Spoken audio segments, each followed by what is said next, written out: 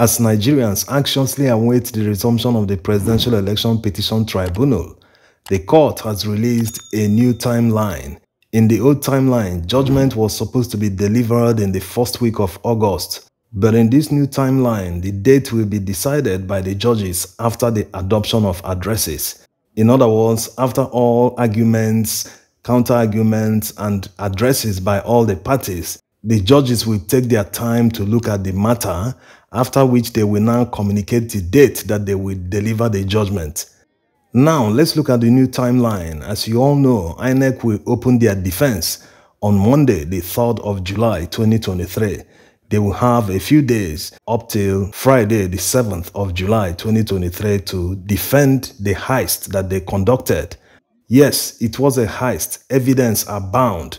All election observers, both in Nigeria and abroad, all of them came to the same conclusion that the election was not transparent, that it was marred by violence and rigging. Why will Nigeria spend money into the billions of naira to adopt technology to make elections more transparent?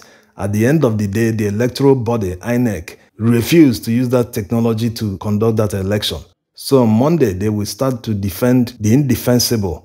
They've already set the tone if you watch the other video where the INEC Commissioner, Festus Okoye, was trying to play down the importance of IREV.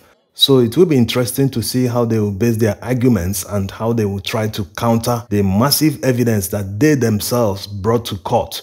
Because some of the CTCs that they delivered to Labour Party, they brought them to court by themselves. The next respondent after INEC will be Tinubu and Shetima. Of course, they are being represented by one council. They will begin their defense on the 8th of July 2023, just a day after INEC rounded up their own. And they will have until 13th of July to finalize their defense. It will be interesting to see how they will defend all the baggages. Where will they even start? Is it from the $460,000 forfeited to the United States government being funds traced to narcotics trafficking? Or is it the certificate forgeries? Or is it lying under oath? Or is it the dual nationality? Which one? Where are they going to start? How are we even sure of the identity of the man they are going to defend? So their defense will be very interesting. And if this hearing was being conducted live, it would have done a lot of damage to his reputation. That's if he had any reputation in the first place. Because when you look at the past, you look at all the baggages, all the allegations, they have gone beyond allegations because many of them are proven. The judgment against him in the United States happened. They are not denying it.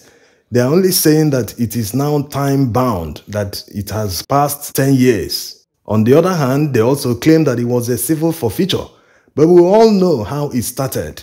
How the FBI special agent, the DEA, and other agencies started the investigation and his name kept popping up.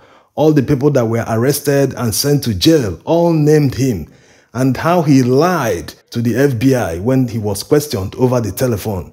So all these exist, it's just that they are banking on all sorts of technicality to say, yes, he did it, but no, like they said before that it was his account.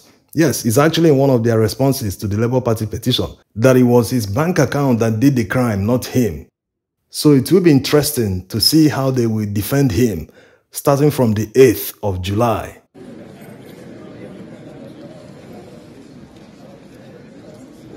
Starting from 14th July, APC will have the opportunity to open their own defense. They will do this till 17th July 2023. APC will have the opportunity to tell the court how they were able to win the majority of the votes, despite bringing Nigeria's economy to its knees. Despite not winning any of the KKK states, they didn't win Kaduna, they didn't win Kano, they didn't win Katsina, they didn't win Lagos, they didn't win Abuja. All the major cities across Nigeria, they lost woefully. Where exactly did their votes come from? After APC's defense, there will now be the closing of evidence starting from the same day, 17th July. From 28th July, it will be the time for respondents to address the court.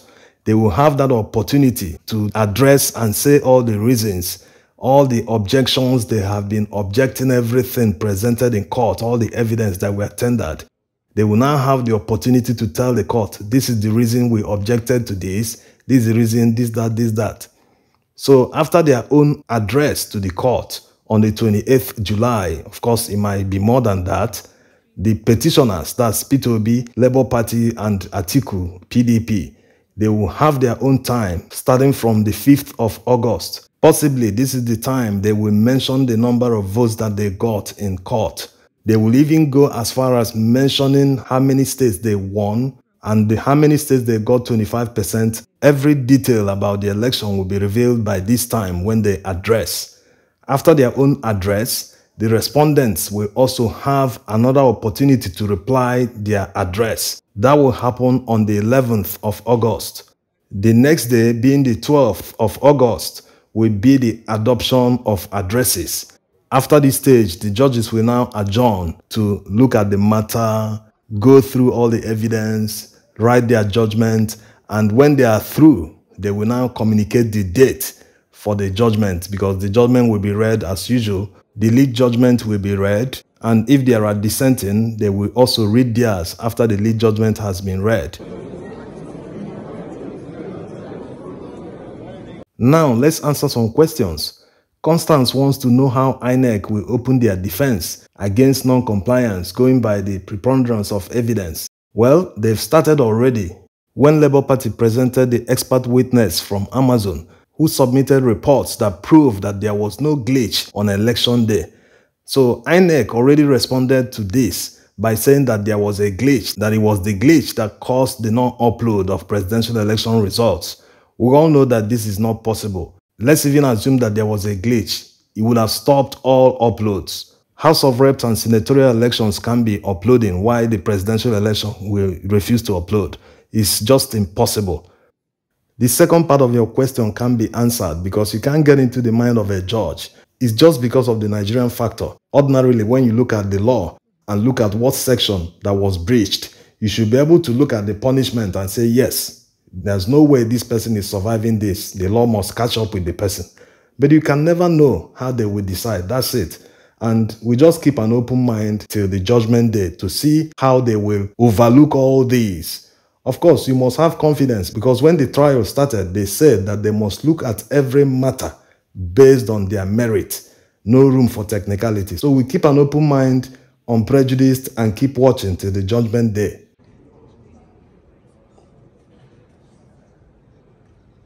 This brings us to another question that many have been asking. They want to know the chances of P2B and the Labour Party winning at not just the tribunal, but also at the Supreme Court. Just like I already said that you can't get into the mind of a judge, but there are things you look at and you have hope. You say, there's no way this man will escape this. There's no way they will look at all this and turn a blind eye and say it is because of this or use one technicality to strike off the matter. For instance, the current CJN was among the people that delivered justice when they said that forfeiture is because a crime was committed, that one cannot willfully forfeit something without committing a crime. That if the government wakes up one day to seize your property, whether in the bank or physical property, landed asset or anything, that you have the right, when you know that you didn't do anything wrong, you still have the right to go to court and challenge the government and you will win. This judgment was made in the case of Mohamed Abacha versus the federal government. We made a video about it. So looking at that case, will they say a different thing this time? Considering the fact that Mohamed Abacha didn't go to prison for it, and his own wasn't even drug related. Also, what he mentioned is that there are 27 Supreme Court justices that were part of the panel that disqualified a PDP candidate in the House of Reps for certificate forgery.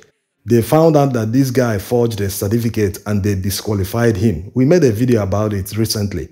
So after giving such judgment, will they look at that of Tinubu and say, no, it is not certificate forgery? Nigerians are watching. Thanks for watching.